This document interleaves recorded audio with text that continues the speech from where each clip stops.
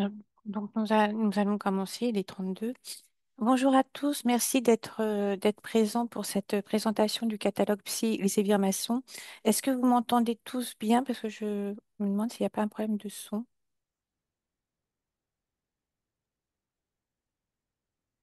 On t'entend bien. Bon, parfait, je peux continuer. Donc, nous avons prévu et programmé cette réunion, cette session de formation sur notre catalogue en concertation avec UP Diffusion. Et merci à tous à tous ceux qui sont là, d'avoir pu vous libérer et d'assister à cette présentation. C'est un peu une première que nous faisons avec UP Diffusion et les Éviers Maçons en concertation pour présenter un catalogue.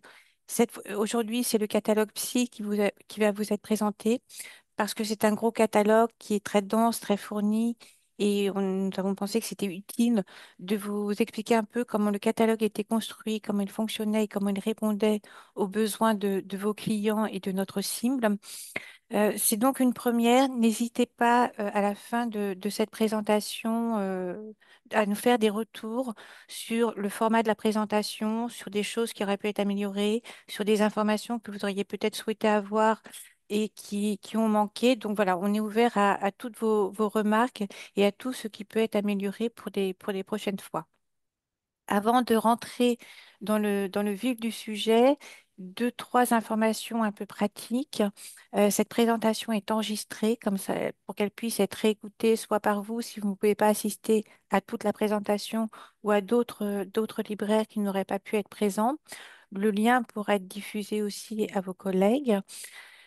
Lors de la présentation, vous avez la possibilité de poser des questions dans le petit onglet en bas de votre écran Q et R, questions-réponses.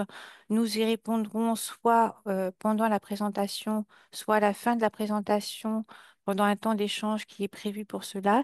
Et vous aurez aussi la possibilité à la fin de la présentation de poser vos questions directement à l'oral si vous le souhaitez, ou dans la rubrique Q et R selon votre préférence. Et avant de commencer vraiment la présentation, je vais laisser la parole à Alexandra de chez UP Diffusion pour vous dire quelques mots. Déjà, bonjour et bienvenue à tous. Merci beaucoup d'assister à ce premier webinaire qu'on organise ensemble sur les fonds psy. On s'est dit en concertation avec Elsevier Masson qu'on allait commencer par les fonds psy qui sont assez denses et complexes. Je me présente, du coup, je m'appelle Alexandra Silva. Je travaille pour UP Diffusion, qui est le diffuseur du coup d'Elsevier Masson historique depuis de nombreuses années maintenant. Donc, on organise ça en partenariat. L'idée, c'est pouvoir vous éclairer à la fois sur les fonds, sur les titres et de pouvoir aider toute personne qui souhaite construire un rayon psy, que ce soit pour les best-sellers ou les quelques titres essentiels du catalogue à avoir parce que vous avez peu de place, ou un catalogue ou évidemment un rayon très fourni en fonction de votre clientèle et de votre place. Pour toute question qui sera plutôt commerciale, n'hésitez pas soit à me la poser et j'y répondrai ultérieurement, soit évidemment à poser vos questions à votre représentant au secteur. Je crois que la plupart d'entre vous doivent le connaître. Si jamais c'est pas le cas, il y aura mes coordonnées à la fin de la présentation et je vais les remettre dans le chat à la fin de la présentation. N'hésitez pas à me poser des questions. Moi, je redirigerai soit vers l'éditeur, soit vers les représentants, le représentant de votre secteur. Voilà, si vous avez la moindre question. Je crois que c'est tout. Évidemment, à la suite de ce webinaire, on a prévu un bon de commande avec lequel va tourner le représentant pour du coup vous aider à construire ou à reconstruire votre rayon. Il y aura aussi un flyer qui a été fait par Anne-Claire de chez Elsevier Masson qu'on remercie au marketing. On a fait un super flyer pour un petit peu récapituler ce webinaire. Donc voilà, les représentants tourneront avec ces documents. N'hésitez pas à leur demander si jamais vous les avez pas reçus ou si jamais vous êtes intéressés. Et puis pour évidemment tous vos collègues qui n'ont pas pu y assister. Voilà, à savoir que les représentants tournent aussi avec des bons de commande de rentrée universitaire qui là vont bientôt être mis à jour. Donc ils vont retourner avec des gros bons de commande exhaustifs. Donc si jamais votre souhait c'est de refaire entièrement votre rayon, c'est aussi possible. Donc voilà, normalement, on pense qu'on a tout prévu, mais n'hésitez pas à nous poser la question si ce n'est pas le cas, parce que c'est notre premier webinaire. Merci Alexandra. Donc, je vais vous présenter le catalogue Psy et j'utilise volontairement le terme Psy pour l'instant. Juste deux mots de présentation. Donc, je suis Béatrice Brottier, je suis éditrice chez Les Éviers Maçons et en charge du catalogue Psy, du fonds Psy, qui est un très gros catalogue. Euh, Avant de vous présenter le catalogue lui-même, la façon dont on est construit, je vais déjà vous faire une présentation sur le marché, sur la spécialité de la psy et sur les acteurs de la psy, qui est un très gros marché en France. Et ça va permettre après de mieux vous expliquer la façon dont le catalogue est structuré et comment il répond aux besoins de ce marché. Notre catalogue est très dense, euh, mais il répond à une certaine logique de construction, notamment par rapport à la cible de notre lectorat. Elsevier Masson est un éditeur médical, donc on s'adresse à des praticiens, qu'ils soient médecins, en l'occurrence ici psychiatres ou paramédicaux, ou éventuellement, et j'y reviendrai plus tard, sur des personnes qui travaillent dans le champ médico-social selon certains sujets, mais nous ne sommes pas un éditeur grand public. On s'adresse vraiment à des professionnels en formation ou en exercice, mais c'est un public professionnel. Et le, le catalogue livre Psy d'Elsevier Masson n'a pas une vocation, enfin, nous ne publions pas des ouvrages de recherche, ni des ouvrages à vocation encyclopédique. Les ouvrages que nous publions sont vraiment à destination orientés vers la pratique clinique. L'idée est d'apporter aux praticiens, qu'ils soient médecins ou paramédicaux, les connaissances sur le domaine de leur spécialité, le domaine dans lequel ils exercent, des connaissances actuelles et des connaissances qui sont applicables dans leur pratique clinique pour la prise en charge de leurs patients. Donc, on a vraiment un objectif professionnel et pratique. Les trois cibles de notre catalogue psy, et c'est pour ça que je parle pour l'instant de psy de façon un peu abrégée, on a trois grandes cibles. Les psychiatres, les psychologues et les psychothérapeutes, sachant que les psychothérapeutes, c'est un peu particulier. La première cible, ce sont les psychiatres. La psychiatrie est une spécialité où l'effectif est assez nombreux. Il y a 15 580 praticiens. Ce sont les chiffres de 2023. Ça augmente un petit peu chaque année, mais c'est une grosse spécialité médicale par rapport aux autres spécialités académiques. Et qui a une particularité, c'est qu'elle est majoritaire, elle s'exerce majoritairement dans des institutions. Les psychiatres libéraux représentent 41% de l'effectif et dans ces 41%, certains ont une activité institutionnelle et une activité libérale. Donc en fait, des psychiatres uniquement libéraux, il y en a assez peu par rapport à l'ensemble de la cible. Donc la psychiatrie est une spécialité médicale avec un cursus commun pour tous les psychiatres. Et à la fin du cursus, ils ont le choix entre deux options. Euh, le choix de l'une ou l'autre option est obligatoire, soit la psychiatrie adulte, ce qui correspond à la majorité des psychiatres, soit la psychiatrie de l'enfant et de l'adolescent. Le choix de la pédopsychiatrie ne concerne qu'une toute petite partie des psychiatres, il y en a très peu. À la fin de ce premier cursus, ils ont la possibilité de se surspécialiser encore en choisissant l'une des trois options. Alors, ça dépend aussi de l'option qu'ils ont choisie au départ. La psychiatrie de la personne âgée, la psychiatrie périnatale et depuis 3 ans, une nouvelle surspécialisation qui est la psychiatrie légale et qui correspond à une demande très importante, une évolution importante de la psychiatrie. En dehors de ce cursus de formation, euh, soit à la fin de leur parcours de spécialisation, soit plus tard au cours de leur carrière, les psychiatres, comme tous les spécialistes, ont la possibilité de faire ce qu'on appelle des formations spécifiques transversales. Ce sont des formations sur des thématiques qui peuvent concerner plusieurs spécialités médicales. Alors, à chaque fois, il y a des spécialités qui ont le droit d'y accéder et non, parce qu'il faut quand même que ça soit un peu dans le cadre de leur formation initiale. Et pour les psychiatres, ils ont 4 formations à leur disposition sur la douleur, la pharmacologie, le sommeil et l'addictologie. L'addictologie étant une formation transversale très importante, la majorité des addictologues peut-être 95% des addictologues sont des psychiatres. Les services d'addictologie se trouvent dans des services de psychiatrie et la notion d'addictologie comme discipline a été élaborée et créée par des psychiatres et notamment un psychiatre en particulier qui était le professeur Michel Reynaud.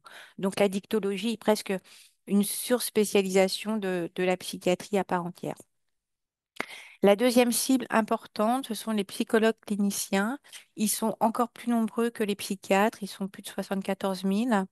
Là encore, l'essentiel de la profession exerce dans des institutions, dans des services de psychiatrie ou dans des institutions en ville, selon les cas.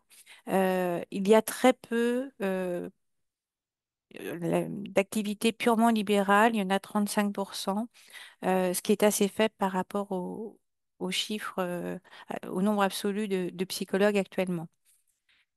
Ils ont également la possibilité de se surspécialiser en fonction, dans le cours de leurs études, soit sur la santé, vraiment la psychologie clinique telle qu'elle se pratique dans les services hospitaliers, une spécialisation sur le travail, une autre sur le développement de l'enfant et l'éducation, et une autre surspécialisation sur la neurologie pour devenir des neuropsychologues qui travaillent, eux, pour le coup, plus dans des services de neurologie avec des neurologues. La troisième cible, qui en fait recoupe un peu les deux premières, ce sont les psychothérapeutes. C'est vrai que sur nos ouvrages, on marque souvent que la cible, c'est psychiatre, psychologue et psychothérapeute. En fait, psychothérapeute n'est pas un métier en soi. C'est pour ça que nous n'avons pas de chiffres d'effectifs. Ce sont soit des psychiatres, soit des psychologues, puisque depuis la loi promulguée en 2011, il y a des conditions pour pouvoir se dire psychothérapeute. Jusqu'à 2011, en fait, tout un chacun pouvait mettre une plaque sur le bas de son immeuble en disant je suis psychothérapeute. En 2011, il y a eu une réglementation et surtout pour éviter certaines dérives. Donc, il y a des conditions pour pour se déclarer psychothérapeute. Il faut au minimum avoir un master de psychologie ou un diplôme équivalent. Donc, ce sont des psychologues et ou parfois des psychiatres. Et généralement, ils sont psychothérapeutes pour un type de psychothérapie. Par exemple, ils sont psychothérapeutes TCC. Donc, pour cela, ils suivent une formation sur le type de psychothérapie qu'ils veulent exercer, qui sont des formations certifiantes et validantes. Ils doivent avoir une formation, puis une supervision pour pouvoir se dire psychothérapeute dans telle thérapie. Ça permet de contrôler un peu. Euh, Ça, ce sont les cibles principales de nos ouvrages dans le catalogue psy.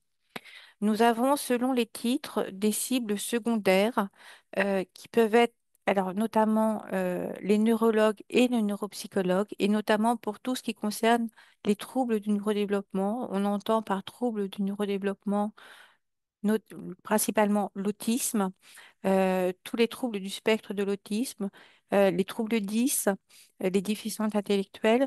Donc, ce sont des pathologies qui peuvent être prises en charge selon les lieux par des psychiatres ou par des neurologues et des neuropsychologues. Donc, ça peut être une cible secondaire pour certains de nos ouvrages.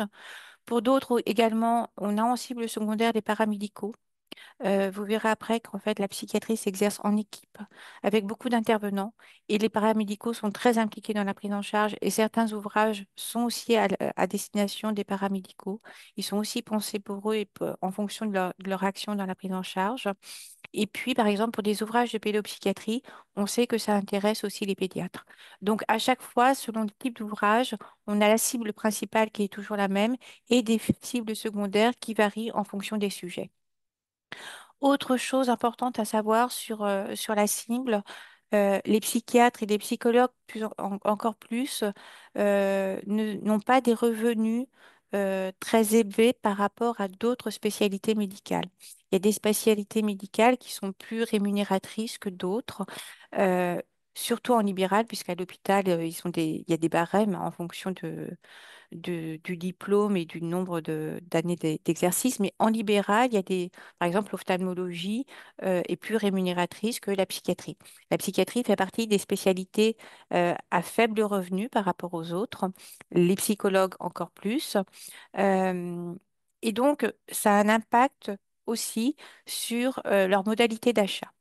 Les psychiatres et les psychologues lisent beaucoup, ils achètent beaucoup d'ouvrages, mais ils n'achètent pas des livres chers. C'est-à-dire que par rapport à d'autres spécialités, on le voit, nous, quand on va sur des congrès, moi, quand je vais sur des congrès de psychiatrie, la somme totale dépensée sur le stand pour acheter des ouvrages peut être assez élevée, aussi élevée, par exemple, que dans un congrès d'ophtalmologie. On peut arriver à des sommes de 1000 ou 1500 euros d'achat d'ouvrages, mais ça sera des petits ouvrages.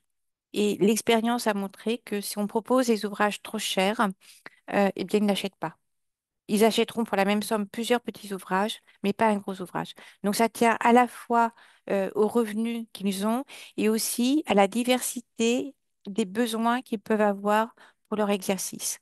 Il y a beaucoup de pathologies en psychiatrie, il y a beaucoup d'approches possibles, il y a différents traitements et donc ils ont des besoins qui sont assez diversifiés. Et donc ils ont besoin aussi d'ouvrages un peu ponctuels sur différents sujets. D'où la nécessité de leur proposer des ouvrages à des prix assez raisonnables euh, par rapport à leur pouvoir d'achat. Je vais vous présenter quelques particularités et spécificités de la discipline et du sujet euh, de façon actuelle, un peu la situation de la psychiatrie. Euh, la psychiatrie, je l'ai dit, est une spécialité médicale. Elle est une spécialité un peu particulière qui a une place dans le système de soins qui est différente des autres spécialités somatiques et qui a aussi un impact au niveau sociétal et même grand public qui est différent des autres spécialités. La situation actuelle est une situation contrastée et parfois paradoxale.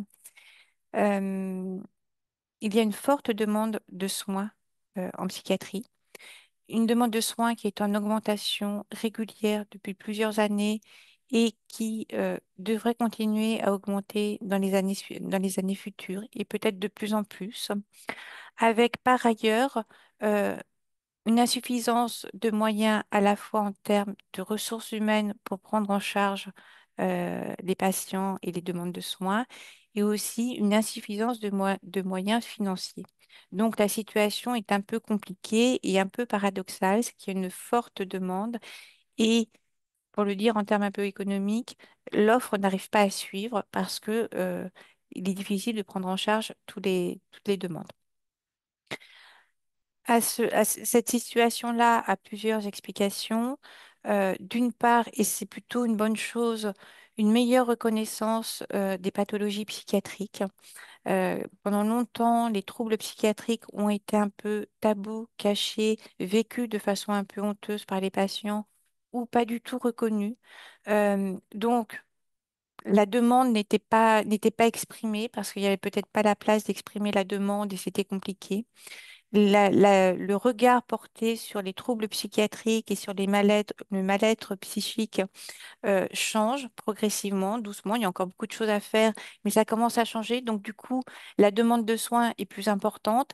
Et pour ça, la période du Covid a été assez importante puisque ça a permis de mettre en valeur les difficultés de certaines catégories de population et de pouvoir en parler de façon ouverte. Donc, ça a servi de révélateur.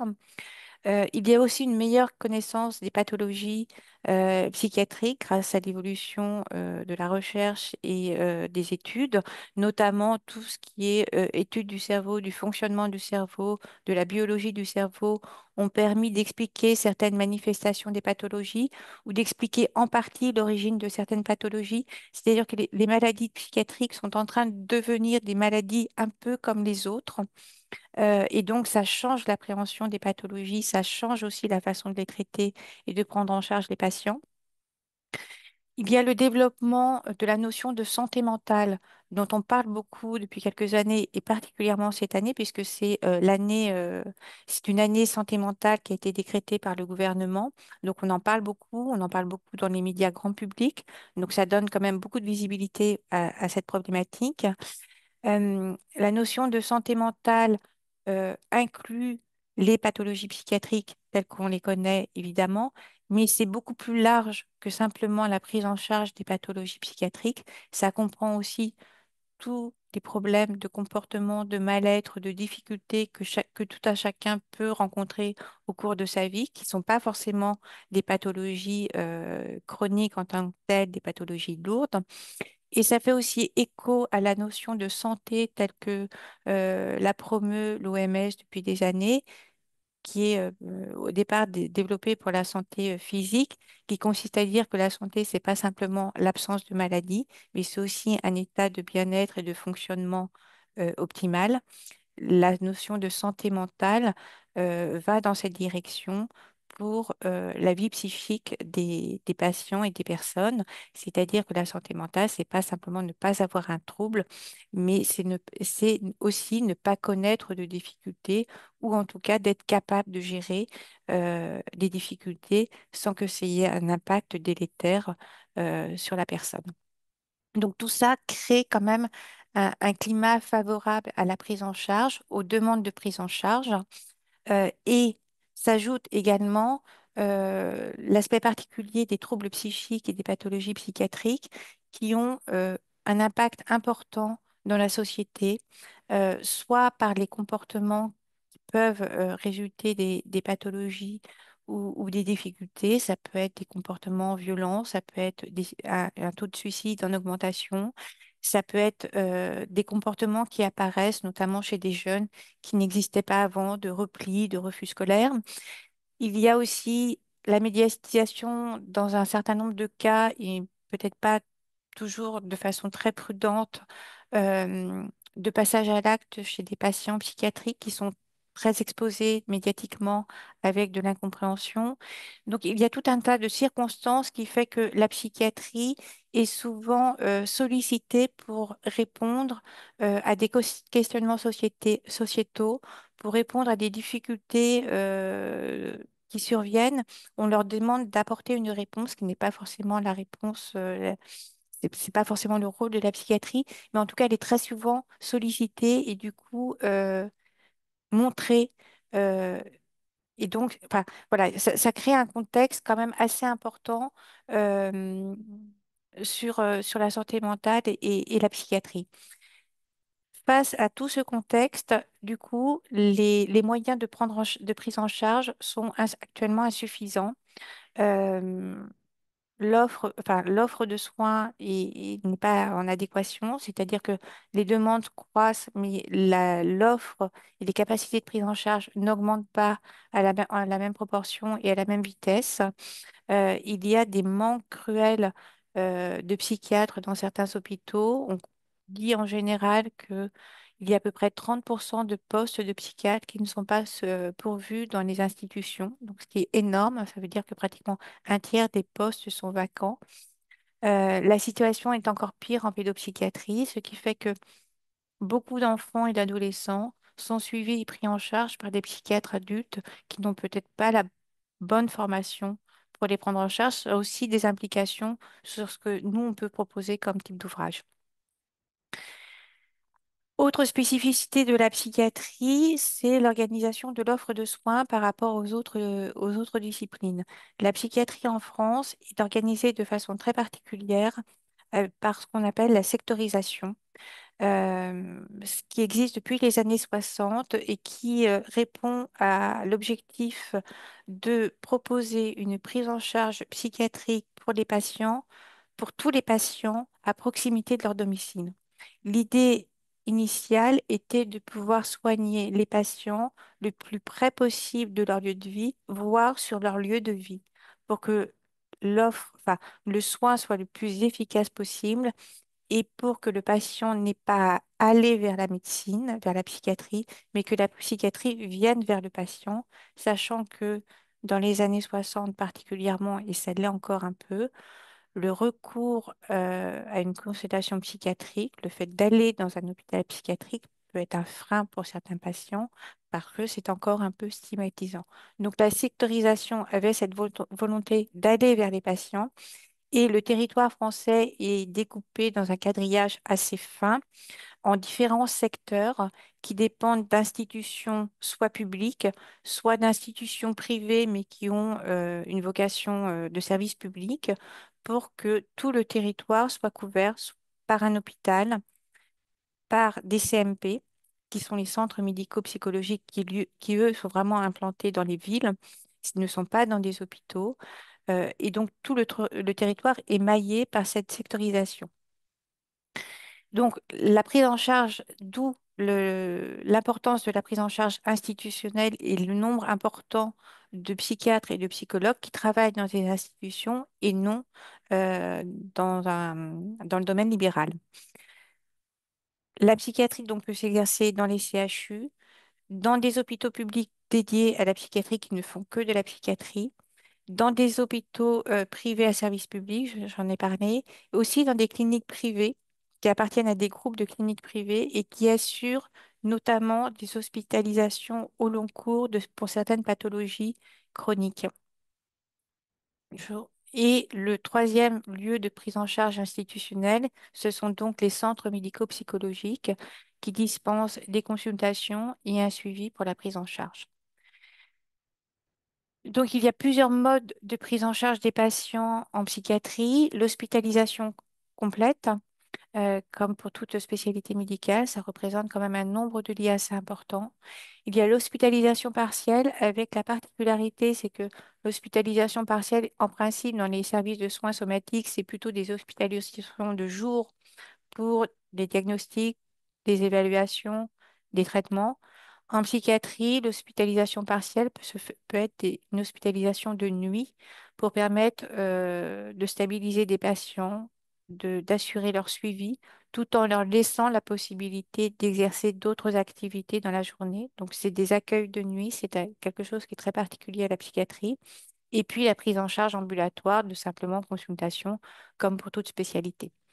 J'ai mis des chiffres qui sont un peu anciens maintenant, qui datent de 2016, mais qui montrent quand même l'ampleur du nombre de patients suivis euh, en psychiatrie et le nombre d'hospitalisations.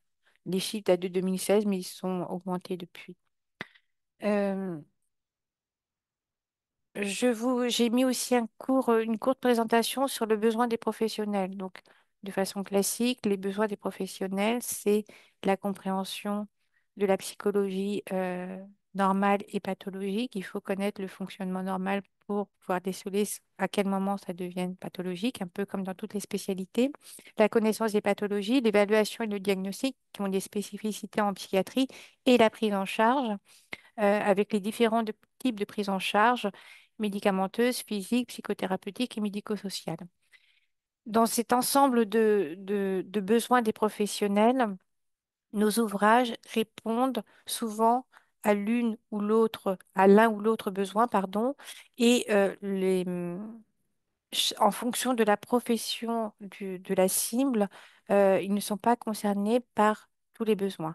Le traitement médicamenteux relève des psychiatres, ce sont les médecins qui prescrivent, c'est uniquement pour les psychiatres. Les traitements physiques également. Les psychothérapies, ça peut être les psychiatres. C'est souvent les psychiatres qui prescrivent une psychothérapie, le type de psychothérapie. Ce sont généralement des psychologues qui font les psychothérapies. Donc ça concerne un peu les deux.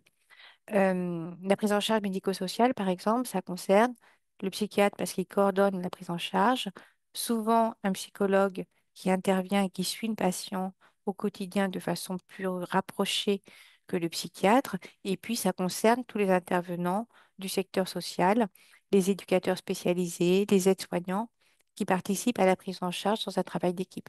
Donc, en fonction des besoins euh, auquel répond l'ouvrage qu'on propose, le public peut être un peu différent. Et dans la présentation que je vais vous faire après du catalogue et dans le flyer que enverra Alexandra, à chaque fois, nous avons rappelé quelle est la cible et on a mis la cible dans l'ordre de priorité pour que vous sachiez un peu à qui s'adresse en priorité ce type d'ouvrage.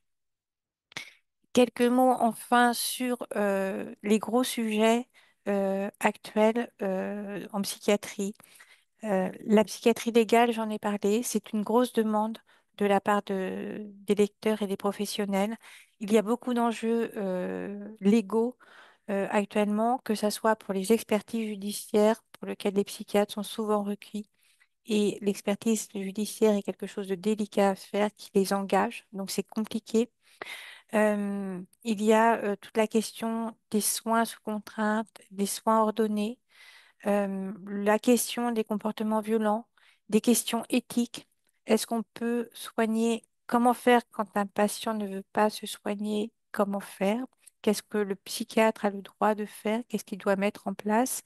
Ce sont des interrogations qui sont très importantes actuellement. Ça engage leur responsabilité de psychiatre. Ça peut les engager aussi au niveau juridique. Et dans les congrès, quand il y a des conférences sur la psychiatrie légale, euh, à chaque fois, les organisateurs sont obligés de refuser du monde tellement il y a de personnes qui veulent assister à ce type de conférences. C'est vraiment un enjeu important en ce moment. Et c'est pour ça que la surspécialisation de psychiatrie légale a été créée il y a 3 ans maintenant. La notion de santé mentale, dont on parle de plus en plus, ça implique le soin, la prise en charge, ça implique surtout la prévention, ce qui était très peu fait en psychiatrie auparavant, notamment pour des sujets, par exemple, comme le suicide.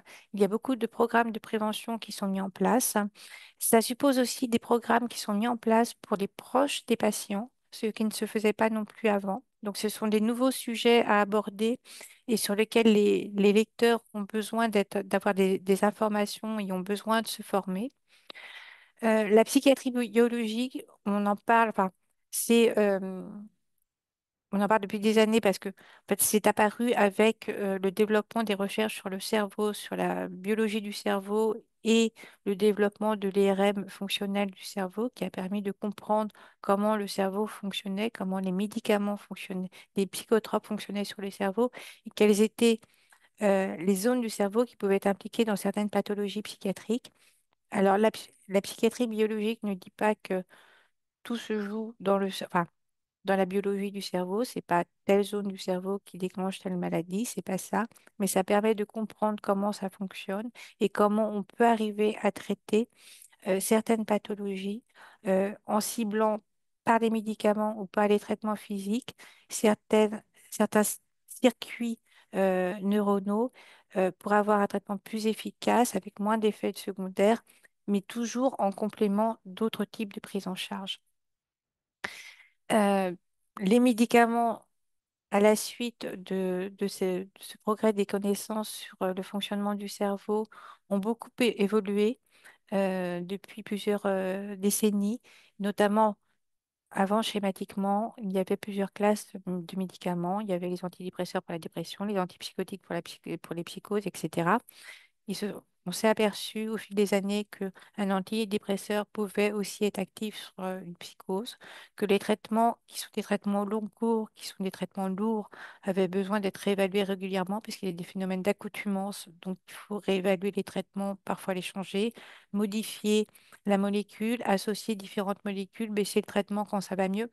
Il y a toute une réflexion sur la façon de prescrire les médicaments au plus juste et j'allais dire presque à l'économie pour limiter au maximum les effets secondaires.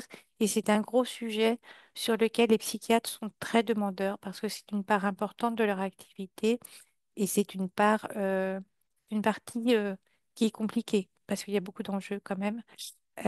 Donc, ils sont très demandeurs d'informations sur ce sujet-là.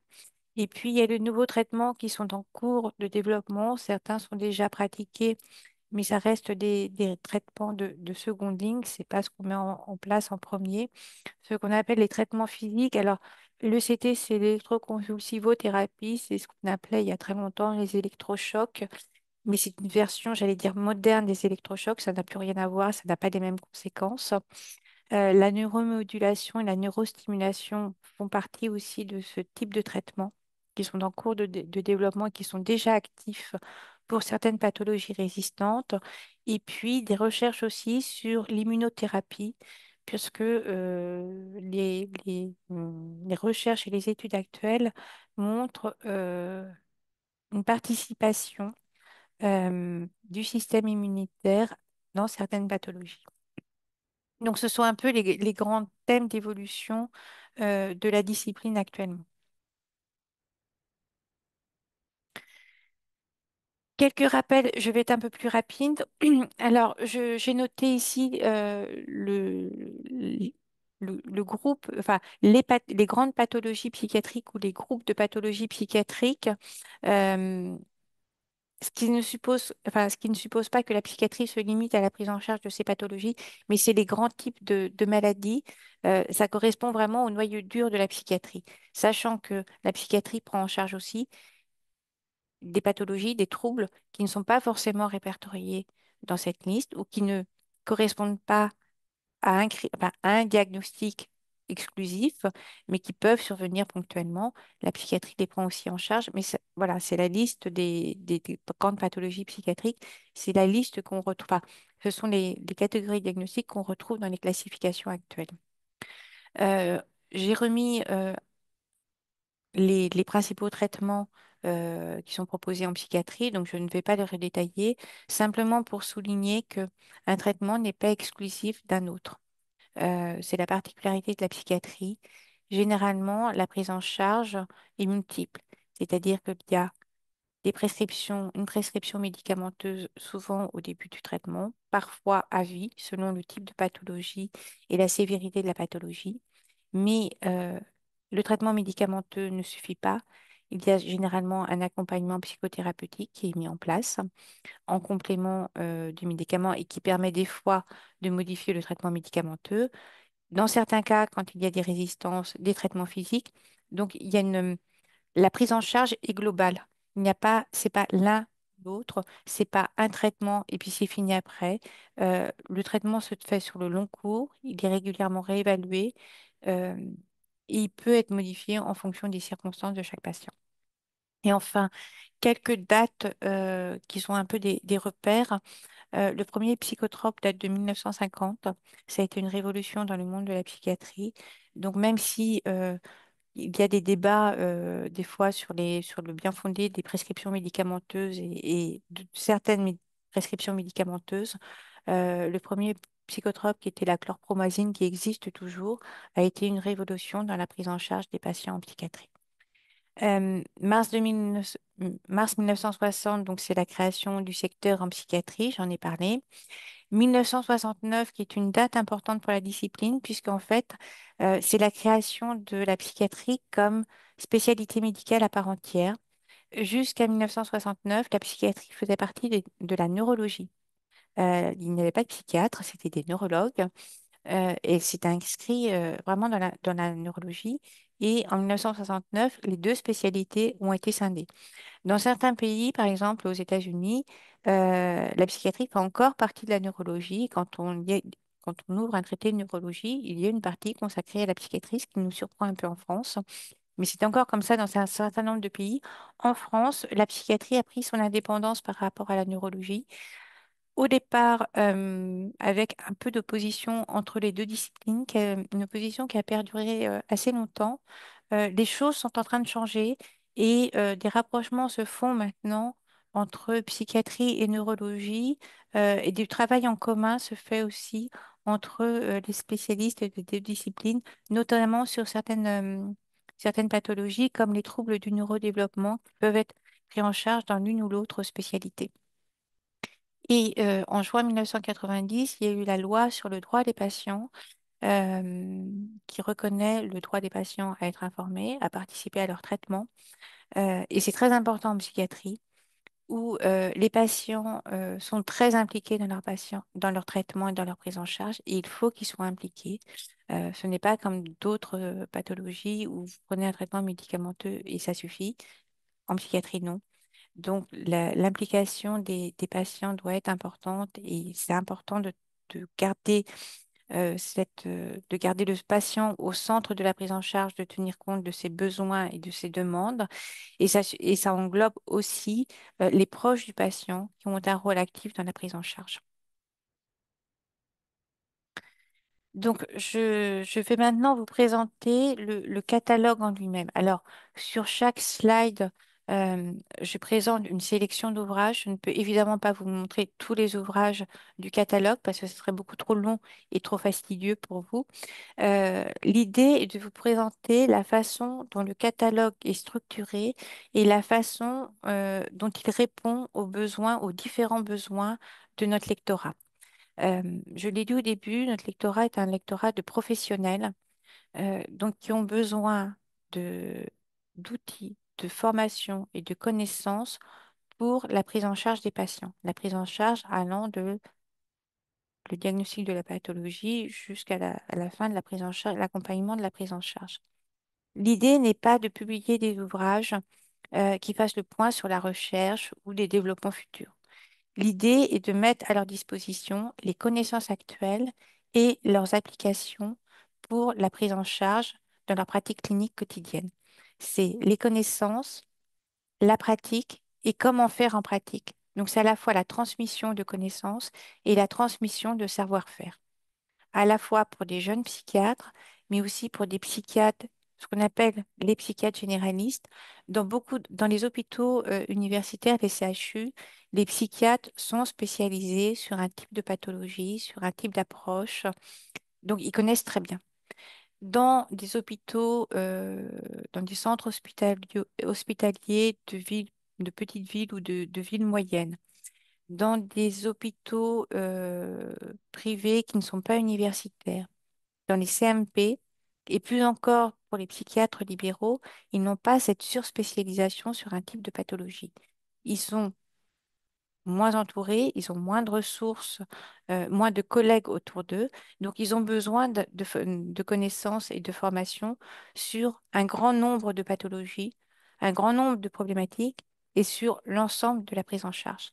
Et le catalogue est là pour répondre à ce type de besoins et de questionnements. Donc les connaissances, la pratique et le savoir-faire qu'ils peuvent ne pas avoir sur certaines pathologies, soit parce que ce sont des pathologies très spécifiques, soit parce que la pathologie, le patient présente une forme sévère ou particulière de la pathologie, soit parce que c'est un trouble qui ne correspond pas à une catégorie diagnostique, mais qui est quand même euh, problématique pour le patient et qui nécessite une prise en charge. Voilà, dans les grandes lignes, la structuration du catalogue.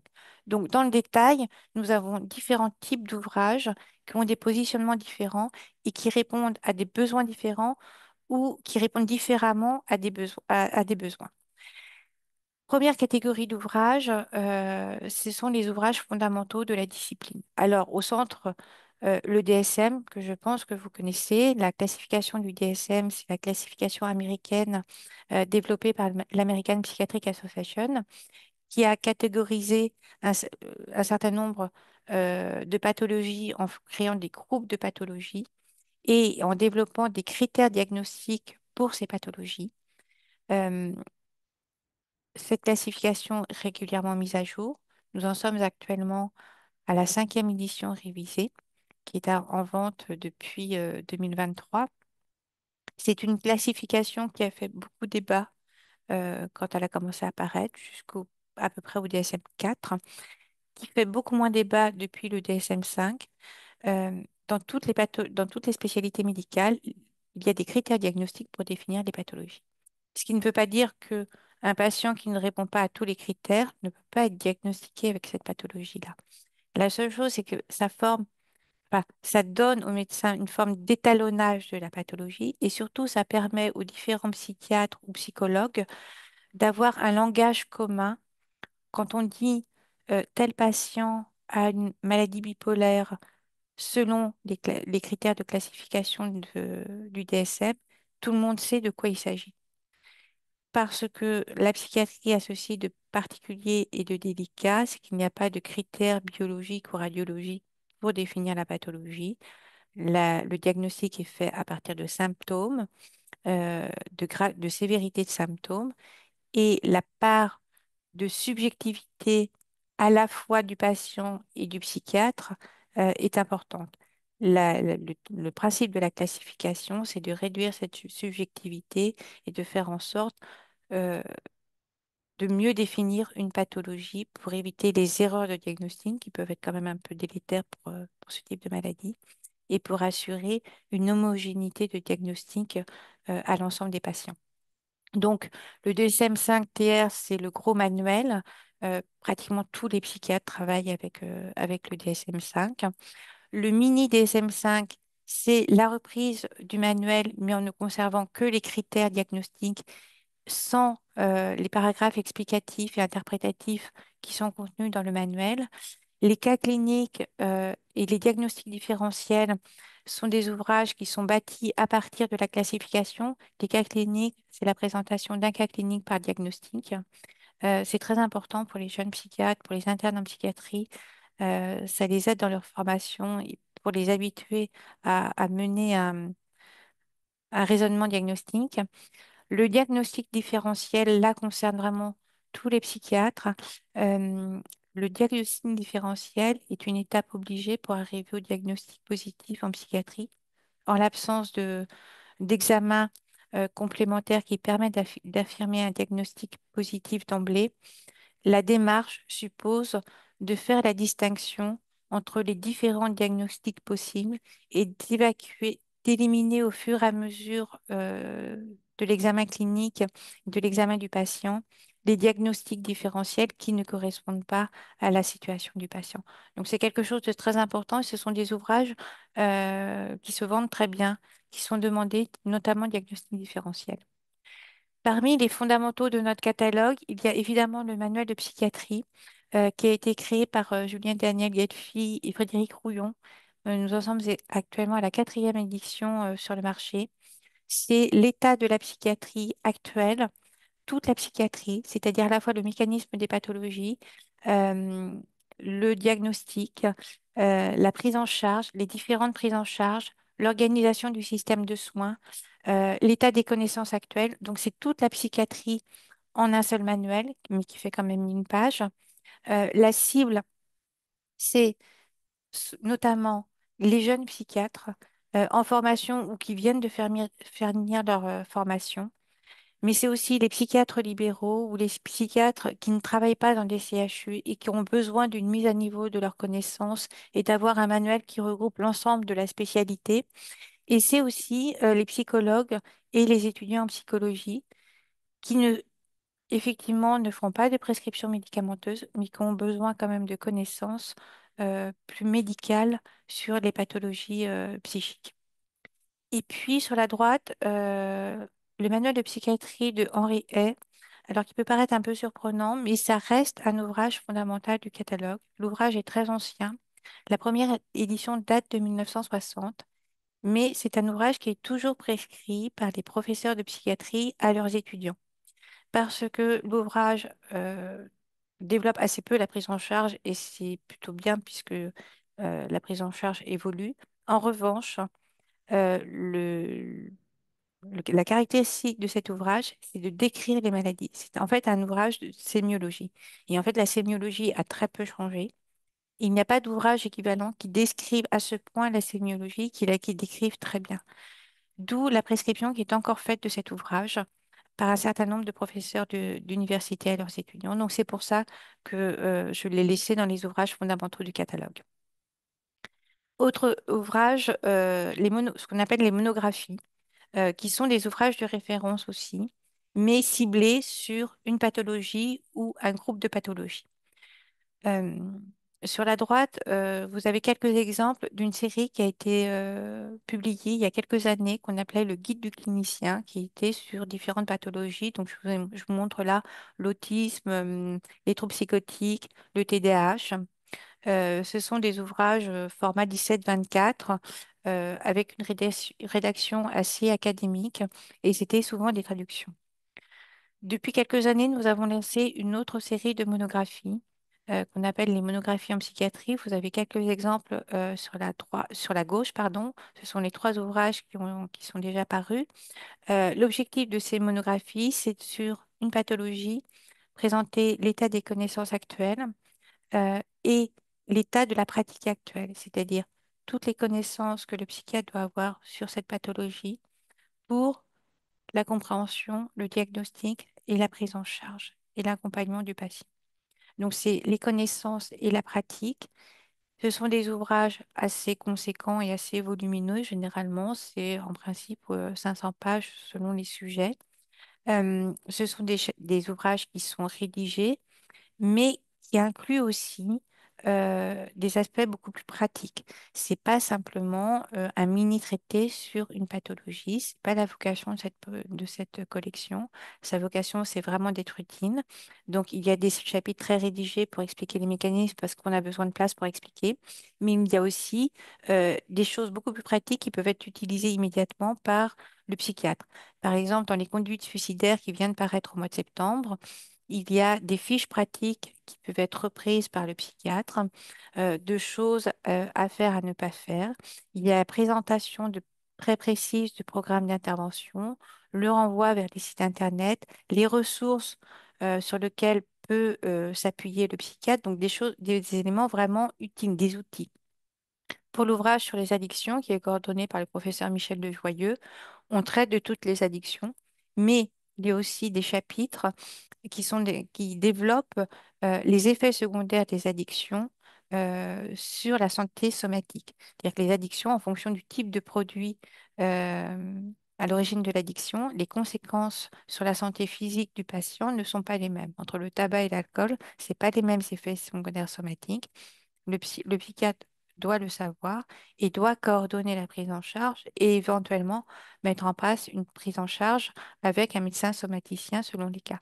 Donc cet aspect-là est aussi abordé dans l'ouvrage qui, en principe, n'est pas fait dans un ouvrage sur les addictions. Donc il y a toujours cette volonté des connaissances, mais aussi de la pratique et comment faire en pratique, ce qui est important. Autre collection qui est, je pense, bien connue de vous, parce que c'est une collection ancienne, Les âges de la vie.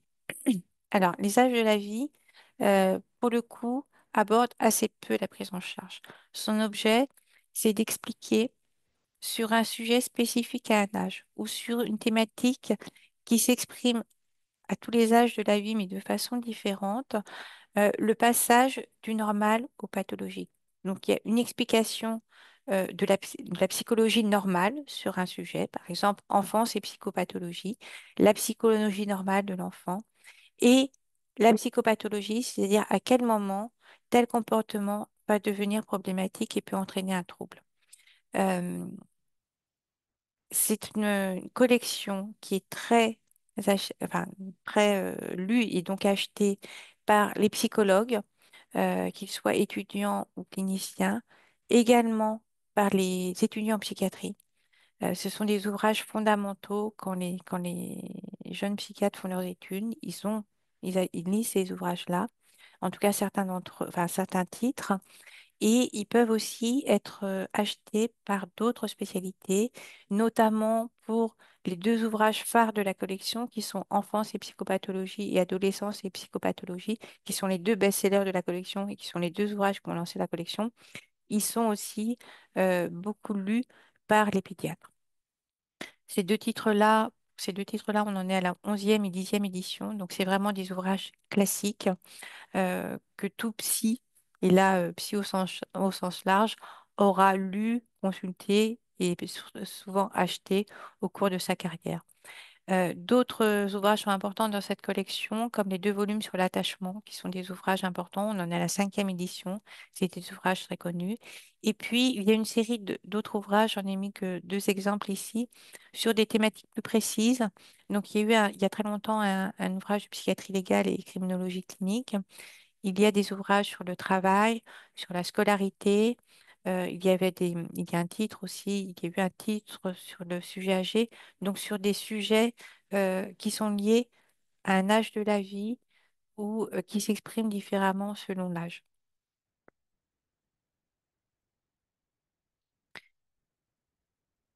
Autre collection qui est également ancienne dans le catalogue Les Évirmassons, la collection Médecine et psychothérapie.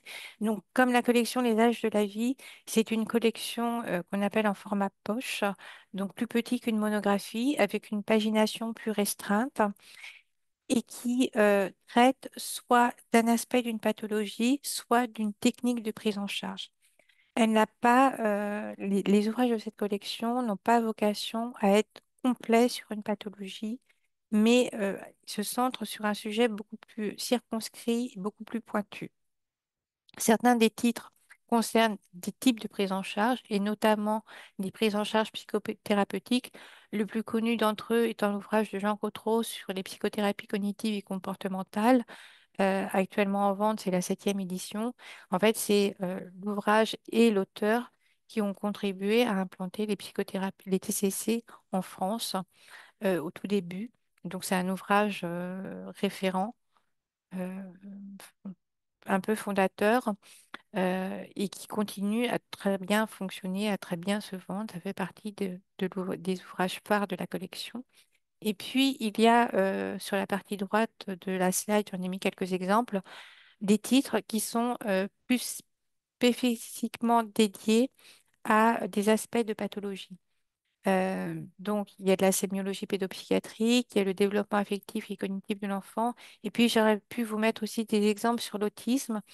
Il y a dans cette collection-là des ouvrages qui traitent de l'autisme, mais qui ne traitent pas de tout l'autisme. Ce n'est pas un titre sur l'autisme, mais c'est la prise en charge de l'autisme par les TCC ou la prise en charge de l'autisme via les habiletés sociales. Donc à chaque fois, c'est l'aspect d'une pathologie, un aspect d'une pathologie, pas toute la pathologie, ce qui distingue des monographies. Et donc, cette collection-là est pour toute la cible, que ce soit psychiatre et psychologue, ça permet aussi de développer, euh, de suivre un peu l'évolution des prises en charge et de la compréhension des pathologies ou d'approfondir certains sujets. La collection psychologie, alors là, comme son nom l'indique, elle cible plutôt les psychologues et les étudiants en psychologie, et notamment les étudiants pour le principal ouvrage de la collection, qui est le manuel de psychologie de psychopathologie clinique générale de René Roussillon, qui est un classique de la collection et qui est un classique parmi les étudiants en psychologie qui l'achètent régulièrement tous les ans et tous les étudiants, enfin, toutes les tous les étudiants en psychologie connaissent cet ouvrage, donc c'est un très gros manuel et très complet. Euh, D'autres ouvrages aussi sont très importants pour les psychologues, mais là aussi, pas simplement, pour le coup, pas simplement étudiants, mais aussi pour les psychologues en exercice. Ce sont les échelles et questionnaires d'évaluation de l'enfant et de l'adolescent. Les échelles d'évaluation font partie de la pratique des psychologues. Ce sont eux qui font passer les échelles d'évaluation. C'est une partie importante du diagnostic et de la surveillance de la prise en charge pour mesurer le suivi et le progrès de la prise en charge. Donc, ce sont des choses importantes et c'est surtout des échelles qui sont compliquées non pas à faire passer, mais à interpréter en fonction du contexte du patient et des autres informations. Donc, il y a énormément d'échelles d'évaluation en fonction des pathologies, en fonction des âges des patients, en fonction de la chose qu'on doit mesurer. Les échelles, cet ouvrage-là de Martine Bouvard et ces deux autres titres qui sont dans d'autres collections sont des ouvrages qui sont beaucoup achetés par les psychologues et qui sont très importants. Ça fait partie vraiment des ouvrages de fond.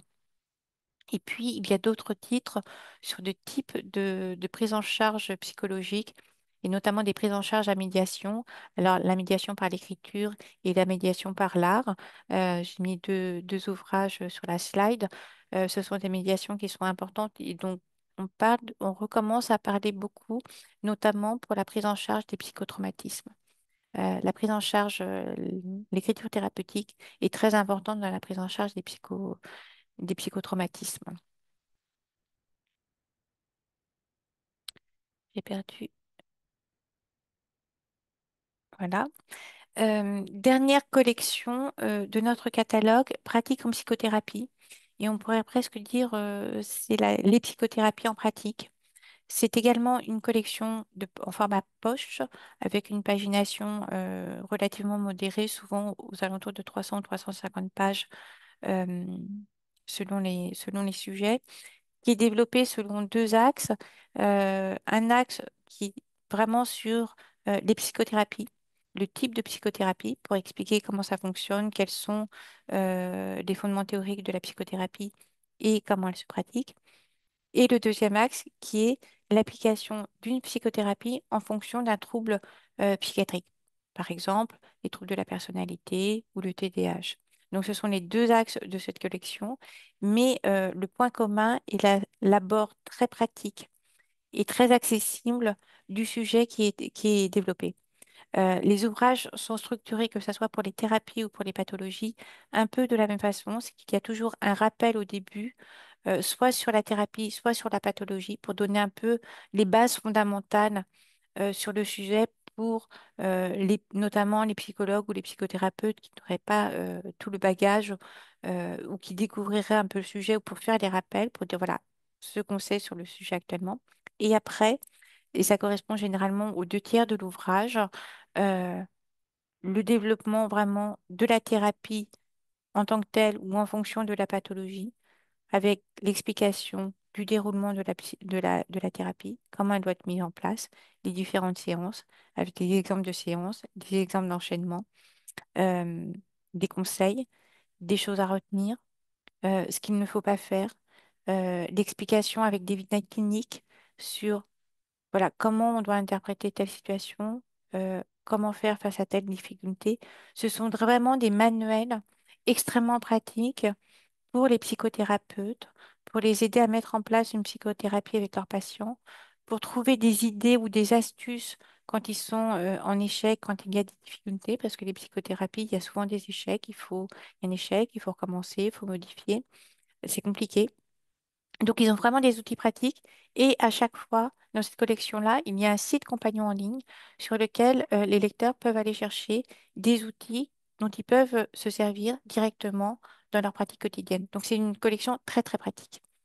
Euh, la différence entre les ouvrages qui sont dans cette collection et les ouvrages qui sont dans la collection médecine et psychothérapie et thérapie, euh, que je vous ai montré tout à l'heure, euh, c'est une différence dans la façon d'approcher la thérapie. Par exemple, l'ouvrage majeur de cette collection, qui est l'ouvrage qui est sur la gauche de la slide, Les thérapies comportementales, cognitives et émotionnelles en 150 fiches de Dominique Servant, c'est le best-seller de la collection. Dans l'autre collection, on a aussi un ouvrage sur les TCC de Jean Cotreau. Et donc, sur les congrès, on a les deux ouvrages côte à côte et les lecteurs demandent bah, lequel prendre sur la TCC. Donc, on peut dire les deux, ce que j'essaye de faire. Bon, généralement, ils veulent en acheter qu'un au début. Et en fait, selon l'information initiale du lecteur, selon son besoin, s'il commence dans la TCC ou s'il est déjà un peu expérimenté, il ne prendra pas l'un ou l'autre ouvrage indifféremment. En première approche, parce que c'est plus accessible, c'est plus synthétique et c'est plus direct, les gens achètent plutôt le volume de la collection pratique en psychothérapie. Puis, pour se perfectionner, pour aller plus loin et pour réfléchir à sa pratique, ils achèteront l'ouvrage de Jean Cotreau dans l'autre collection. Donc, ça dépend du besoin immédiat du lecteur, de son profil et de ce qu'il veut comme réponse. Si c'est vraiment comment faire parce que je suis un peu perdue, c'est celui-ci. Si c'est j'en fais, je voudrais me perfectionner, ça sera plutôt l'autre. Donc en fait, sur un même sujet, selon la collection, on répond pas aux mêmes besoins ou alors on répond aux mêmes besoins, mais pas de la même façon.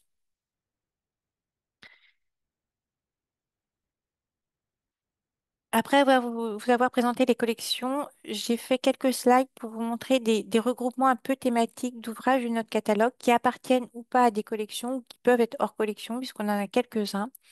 Le premier groupement thématique, c'est sur les médicaments.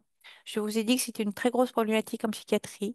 Les lecteurs et les praticiens sont très demandeurs d'informations sur les médicaments, déjà parce que l'offre de psychotropes évolue, il y a des nouvelles molécules, il y a des études qui sont faites sur les médicaments et donc leurs indications évoluent au fur et à mesure. Et surtout, il y a une nouvelle approche des psychotropes qui consiste à dire que c'est plus un médicament pour une pathologie, ça dépend du patient. C'est parfois plusieurs, c'est parfois des choses un peu surprenantes. Donc, on est maintenant à une prescription presque sur mesure par rapport au patient. Donc, ils ont besoin d'informations.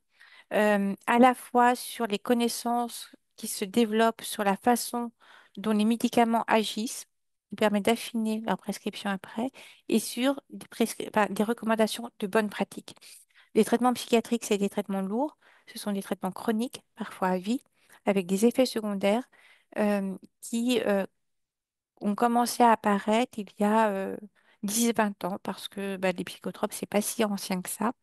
Et du coup, on commence à voir des effets secondaires et il y a une réflexion sur la meilleure façon de prescrire les psychotropes. Les deux ouvrages de gauche que je vous ai présentés répondent à cette question de façon différente. Neuropsychopharmacologie, c'est vraiment les bases, les connaissances de base sur les médicaments. En revanche, psychopharmacologie pratique, qui est apparu récemment, il est sorti au mois de juin.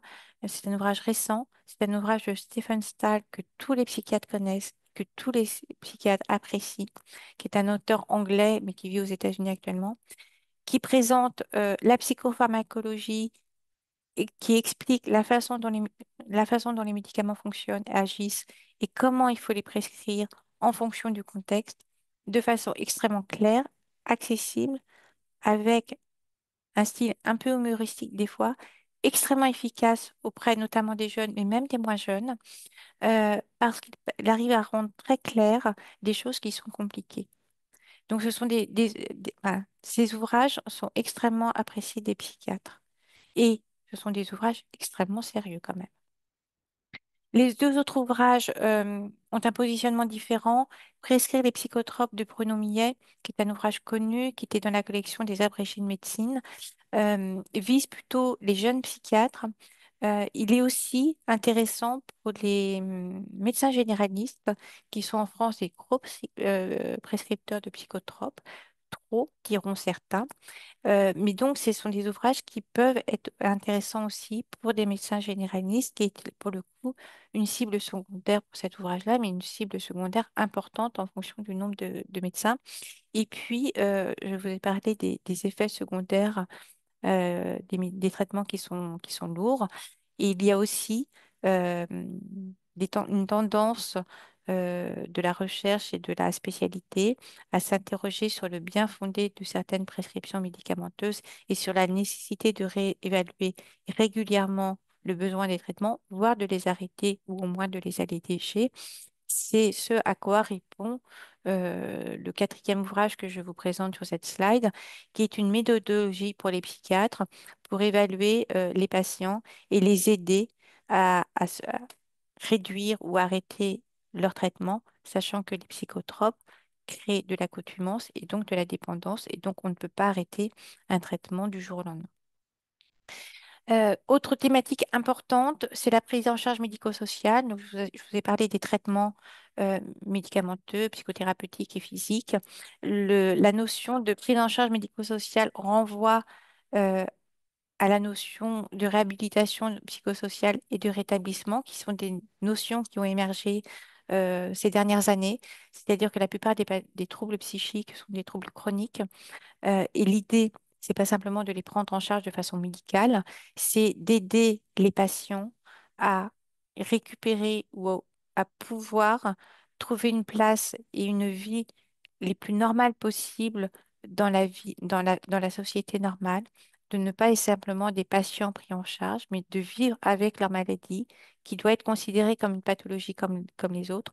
Donc, avec l'accompagnement nécessaire, évidemment, parce que il y a des choses pour lesquelles ils doivent être aidés ou doivent être soutenus, ils doivent être suivis, mais de leur permettre d'avoir la vie la plus normale possible en fonction de la sévérité de leur pathologie.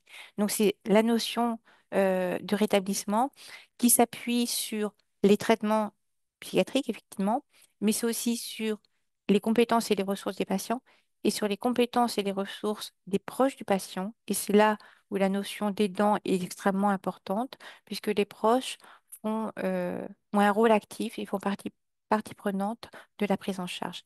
Donc, nous avons une série d'ouvrages qui répond à ces besoins et dont la cible est à la fois les psychiatres, les psychologues, les, le personnel paramédical, puisque c'est un travail d'équipe pour la réhabilitation psychosociale, mais aussi les travailleurs sociaux et les aidants et les proches des patients. Donc, la cible pour ces ouvrages-là est beaucoup plus large que la simple cible professionnelle de nos autres collections.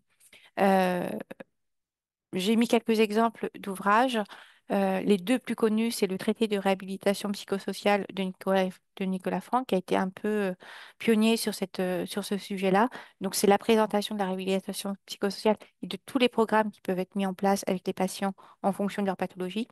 Et le petit ouvrage Soyez réhab de Nicolas Rintaud, que vous devez connaître aussi parce qu'il a très bien fonctionné en librairie, euh, qui est complémentaire et les deux côte à côte sont un peu exemplaires. L'ouvrage de Nicolas Franck, c'est l'ouvrage un peu théorique de référence et l'ouvrage de Nicolas Rintaud, c'est, bon, une fois qu'on a lu le traité, on a toutes les données en main, concrètement, qu'est-ce qu'on fait? Qu'est-ce qu'on fait quand le patient est en opposition, quand le patient ne veut plus suivre son traitement, quand, voilà, face à chaque difficulté, qu'est-ce qu'on fait? C'est le mode d'emploi, finalement, c'est le mode d'emploi du traité. L'ouvrage de Nicolas Rintaud est très apprécié, à la fois des professionnels médecins, mais aussi paramédicaux. Il est acheté par la paramédicaux. Et il a reçu début octobre le prix 2025 de la revue Prescrire, qui est un très beau prix. Nous sommes très contents pour l'auteur. Le prix de la revue Prescrire est différent des autres prix qui peuvent être remis, c'est-à-dire que personne postule. Ils décident eux-mêmes dans leur coin des ouvrages qu'ils vont récompenser. Donc, on n'était pas au courant. L'auteur n'était pas du tout au courant non plus. Et il a reçu le prix. Donc, c'est une belle récompense pour un ouvrage qui le mérite. Et enfin, certains ouvrages donc, ont un public un peu plus élargi que d'autres, notamment parce qu'ils peuvent concerner des proches des patients, les aidants. Donc, j'ai remis quelques ouvrages que je vous avais déjà présentés dans les slides précédentes. Et puis, certaines thématiques dépassent l'univers de la psy ou l'univers soignant.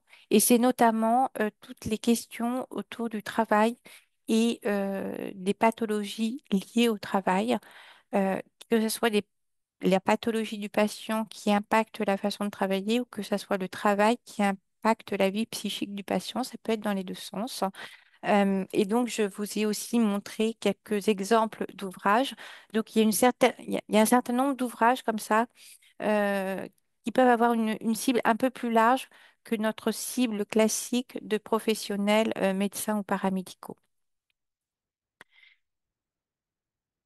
Pour finir,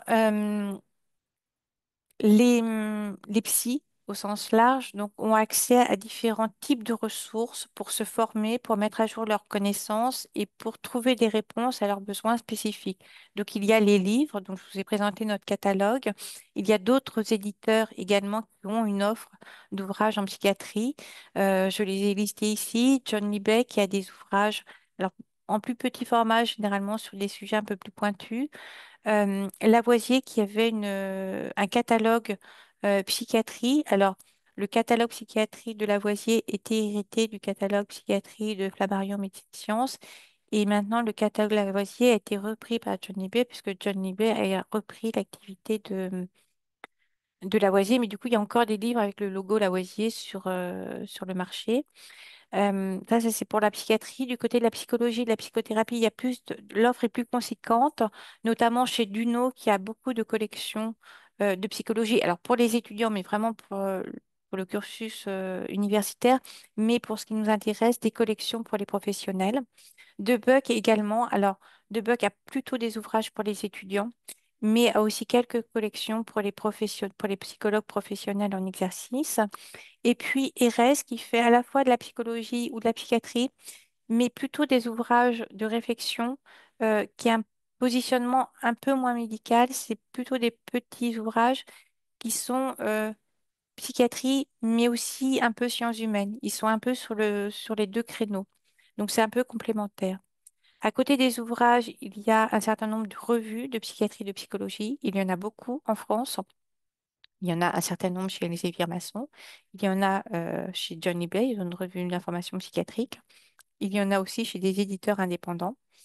Donc, il y a une offre de revues professionnelles assez large. Et l'ensemble de ces revues sont souvent, alors pas pour les revues Elsevier, mais les revues, notamment des éditeurs indépendants ou de Debug et d'Uno, sont regroupées sur un site dont vous avez certainement entendu parler, qui est la plateforme Cairn, qui est à destination à la fois d'institutions, mais aussi des particuliers qui peuvent acheter un chapitre ou un article à l'unité sans avoir besoin d'être abonné. Et donc, enfin, c'est une offre de ressources assez importante pour les psys et assez pratiquée par les psys. Autre type de ressources, ce sont toutes les associations, les centres de formation qui ont des publications sur leur site ou qui font des journées d'études. J'ai cité la Fédération régionale de psychiatrie des Hauts-de-France, qui est une fédération très très active et qui donne beaucoup de ressources sur son site pour les psychiatres. Il y a aussi le réseau ACODocPsy, euh, qui est une association, enfin, qui est une association, c'est un réseau documentaire. Et puis, il y a un certain nombre de congrès. Alors, il y a les congrès nationaux, les deux congrès que sont l'Encéphale et le Congrès français de psychiatrie, qui ont lieu tous les ans, l'un en janvier, l'autre au mois de novembre en principe, qui réunit l'ensemble de la profession psychiatre et psychologue. Euh, Entre ces deux congrès-là, il y a des congrès plus spécifiques, des journées d'études thématiques. Par exemple, sur les TCC, il y a eu début septembre aussi 3 journées d'études sur la prévention du suicide. Donc, c'est à chaque fois des choses beaucoup plus ciblées à Paris ou en province. Et parfois, je pense que certains d'entre vous sont peut-être sollicités par les organisateurs, notamment quand c'est en province, pour tenir des stands ou pas. Donc, c'est un peu en fonction des opportunités, de la taille du congrès, mais il y a beaucoup de choses qui se passent tout au cours de l'année qui permettent aux psychiatres et aux psychologues de se former. Et puis, dans les revues, il y en a une que j'ai pas citée, mais qui est importante, c'est la revue Santé mentale, qui est à destination des équipes de soins, donc plutôt un lectorat institutionnel. Euh, c'est une revue qui connaît une bonne diffusion, qui a une diffusion papier et numérique, et avec laquelle on a un partenariat. Donc, c'est important pour la mise en avant de nos ouvrages. Généralement, le mois de la parution d'un ouvrage ou le mois d'avant pour l'annoncer, nous avons une action en partenariat avec la revue Santé mentale. Donc, ça peut être sous différentes formes. Ça peut être une bannière sur leur site, ça peut être une page de publicité dans la revue papier.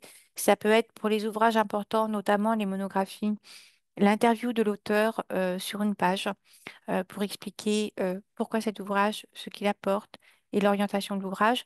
Donc, il y a un partenariat régulier tout au long de l'année avec la revue qui met en valeur nos ouvrages lors de leur mise en place et de leur parution. Voilà pour la présentation. J'ai remis juste à la fin de la présentation les prochains ouvrages à paraître jusqu'à janvier. Donc, c'est des ouvrages que les représentants vous ont déjà présentés. C'est juste un petit rappel. Euh, il y a deux volumes de la collection monographique qui vont paraître. Sommeil et santé mentale en décembre et violence en janvier. Celui-ci vous a déjà été présenté aussi, qui sont des ouvrages importants de la collection sur des problématiques où il y a un besoin de formation et de connaissances, surtout pour les violences, puisque quel que soit le type de violence et quelle que soit la personne qui l'a subie ou qui la commet, euh, le psy est toujours sollicité à un moment ou à un autre. Donc, c'est une très grosse problématique pour les psychiatres. La nouvelle édition du traité de réhabilitation psychosociale qui est prévue pour janvier de Nicolas Franck, puisque la première édition date un peu. Il y a beaucoup de choses qui se sont mises en place depuis la première édition, puisque c'est un domaine qui se développe très vite. La nouvelle édition des échelles et questionnaires d'évaluation de Martine Bouvard, sur lequel j'ai aussi incité tout à l'heure. Et puis, deux nouveautés dans la collection pratique en psychothérapie sur des sujets qui sont importants. Les TOC. Les TOC concernent beaucoup de patients, mais c'est des pathologies qui sont assez peu prises en charge parce qu'on considère que c'est pas très grave. Or, ça peut être très invalidant pour le patient, mais aussi pour son entourage. Donc, c'est vraiment la prise en charge des TOC. Et un sujet dont on parle beaucoup, euh, la prise en charge des psychotraumatismes. Euh, le psychotraumatisme qui était au départ une pathologie qui était plutôt évoquée dans le milieu militaire, puisque c'est né dans la psychiatrie militaire. Le terme est né de ce côté-là, qui est passé dans la société civile, j'allais dire malheureusement. Et en tout cas, les demandes de prise en charge pour des psychotraumatismes, quelles qu'elles soient, sont en augmentation et les praticiens ont besoin d'outils pour les prendre en charge, savoir ce qui se fait, comment ça se fait et ce qui est efficace en fonction des situations. Donc voilà les prochaines parutions d'ici la fin de l'année et au mois de janvier pour le congrès de l'encéphale. Voilà, j'ai fait le tour du catalogue. J'espère que ça a été suffisamment clair et structuré, pas trop long. Euh, je ne sais pas s'il y a... Alors, il y a deux questions, je me permets, Oui, Béatrice. Une première question, si des ouvrages sont parus sur des sujets assez actuels comme l'éco-anxiété, les refus scolaires, le burn-out, des choses qui peuvent intéresser le grand public, mais qu'on aborderait sous un angle un peu plus développé. oui. Alors, c'est vrai que je l'ai dit au départ, nous sommes un éditeur professionnel, donc on ne fait pas d'ouvrage spécifiquement orienté par le grand public. C'est vraiment une autre façon d'aborder les sujets. On peut pas, un ouvrage peut difficilement être écrit à la fois pour le professionnel et pour le grand public, parce que ça serait trop peu pour les professionnels et trop compliqué pour le grand public. Donc, c'est difficile.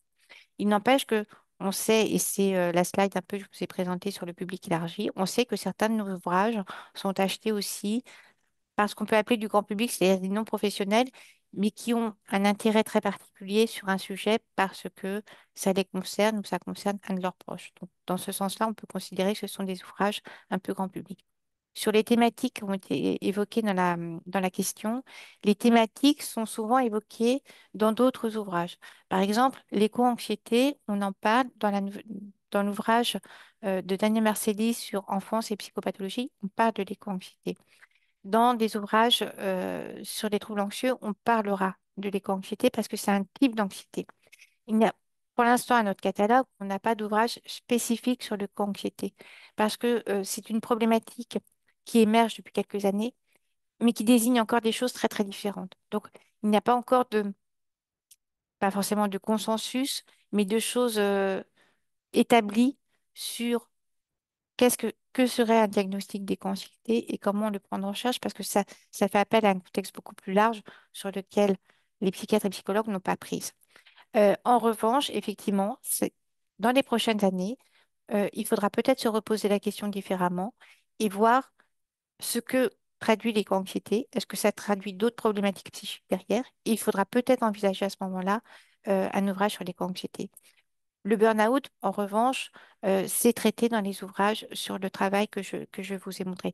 Donc, il y a une série de sujets comme ça qui sont un peu frontières entre effectivement le professionnel et le grand public qui pourraient intéresser les deux. Ce qu'on publiera sera forcément plutôt orienté vers le professionnel, mais par exemple, dans la collection Les âges de la vie, euh, un lecteur non professionnel motivé peut tout à fait les lire. Merci beaucoup, c'est très clair. Il y a une autre question.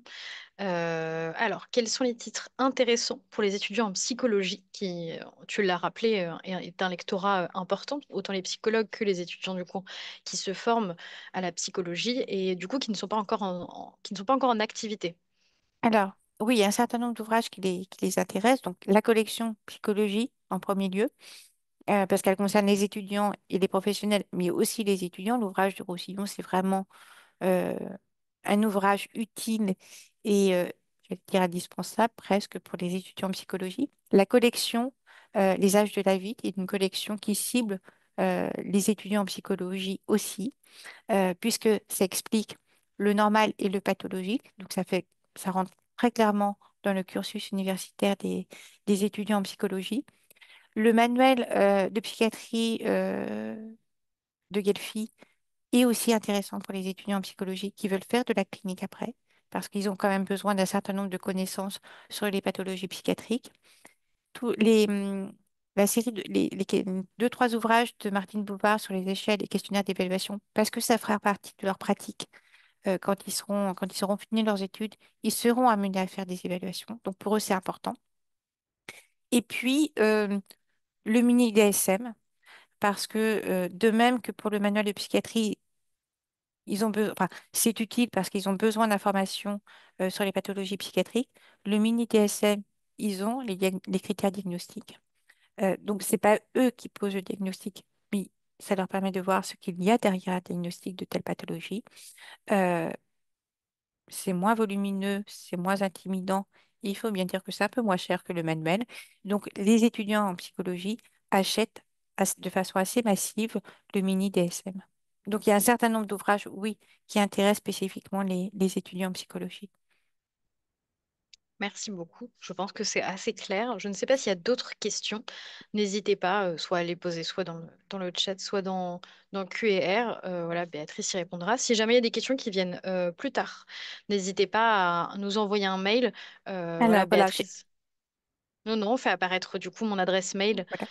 Voilà, pour le contact, je serai le point d'entrée pour toutes les questions et les demandes que je transmettrai soit à l'éditeur, soit à la partie commerciale, donc aux représentants, plutôt si c'est à eux que vous voulez vous adresser.